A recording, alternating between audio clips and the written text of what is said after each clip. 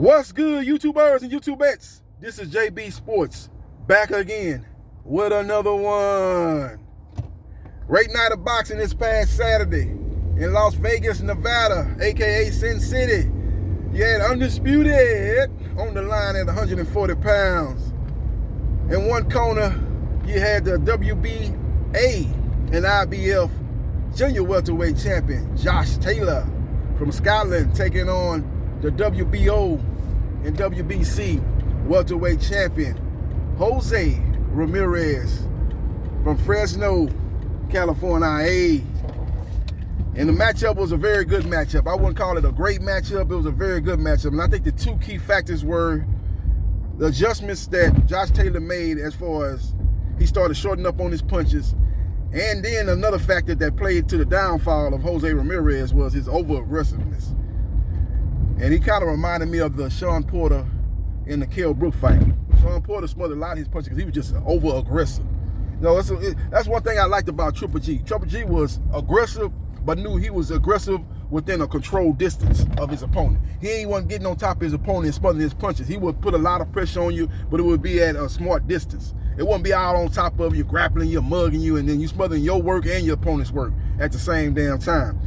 Triple G never did that. That was an art of his style of fighting that people miss, that really don't follow boxing closely. You know, you look at boxing for what it is, who gonna get knocked out, or who landing the most punches, who hitting them eye-popping head shots and stuff like that. But you got to look at the technique of the sport. And that's one thing I give Triple G credit for. He was able to be aggressive, but be at a controlled distance with his aggressiveness. And that's what Jose Ramirez was not doing in that fight. Just over-aggressive, just jumping in, and you know, your defense wasn't there when you was jumping in, and that's how you got knocked down twice. You know, your defense was non-existent. You know, it was poor. I ain't gonna say it was non-existent. It was poorly executed in that Josh Taylor fight this past Saturday, and that was to your downfall, Jose. But Josh Taylor and his corner, Ben Davison, they made a great adjustment. They caught him jumping in. You know, they got a feel to him. Okay, so this guy's really jumping in. This guy's being overly aggressive, and he don't really have no method to his madness. He's jumping in, throwing punches. What we're gonna do is we're smothering our punches because he's basically we're not able to get any kind of extension on our punches. But we're looking for the big shots, and this guy's just jumping in basically recklessly in a lot of instances, and over aggressively in most instances. What we're gonna do is we're gonna shorten up on our punches, and we're gonna catch it coming in. You ain't got to, when you got to use a guy's force against him. That's what Terrence Bud Crawford did with Kell Brook. A lot of people think, oh, Kell Brook, man, he must be really too far gone, man. He just tapped him with a shot, and he was out, got back up, and he was on bad and unsteady legs, and Terrence Bud Crawford closed the show on him, man. But it wasn't like no shot that came with a lot of force, but he did a lot of damage to Kell Brook, because what Terrence Crawford did is what Josh Taylor did. He used the force that Kell Brook had brought as far as coming forward and trying to get off his own shot. He used that against Kell Brook.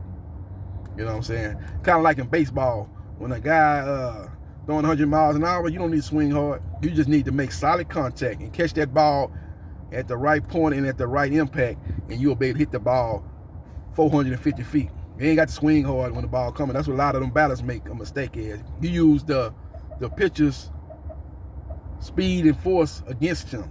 And that's what Terrence Bud Crawford did to Kell Brook, and that's what Josh Taylor did to Jose Ramirez. That's exactly what he did.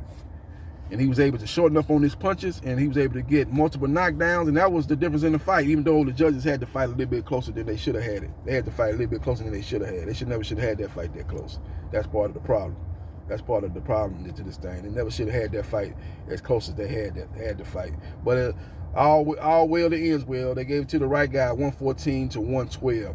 And Josh Taylor's gonna have a lot of options going into the end of 2021. Man, he could take care as a mandatory with Jack Cottrell, who stepped aside to allow Undisputed to happen, or he can move up to 147 and take on the WBO and pound for pound #1 on my list, welterweight champion Terrence Bud Crawford. So we will see what happens. We will see what transpires. But that's just a quick recap on the fight. Josh Taylor is a guy that's a very good fighter, man. Very good. Got good, solid power. He had a little bit better power than I even gave him credit for going into the fight.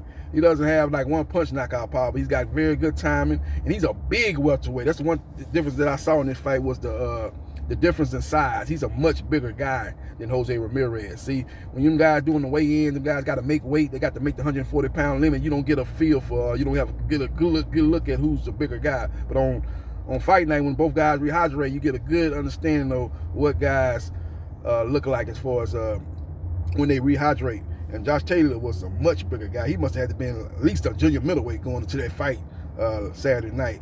And Jose Ramirez, he looked like a guy that should probably stay at 140. He's just not a big guy. You know, he's been talked about moving up to 147 too, man. But he looked more like a welterweight after he rehydrated.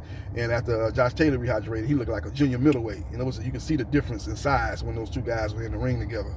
So we will see what happens. We will see what transpires. But Josh Taylor is the man, undisputed at 140 pounds on the heels of Terrence Bud Crawford becoming undisputed at 140 pounds previously. So maybe that's the natural matchup to make. We will see what happens, and we will see what transpires. Hit the like button if you like the content of this video, and subscribe to JB Sports, the man, the myth, the legend. Holla.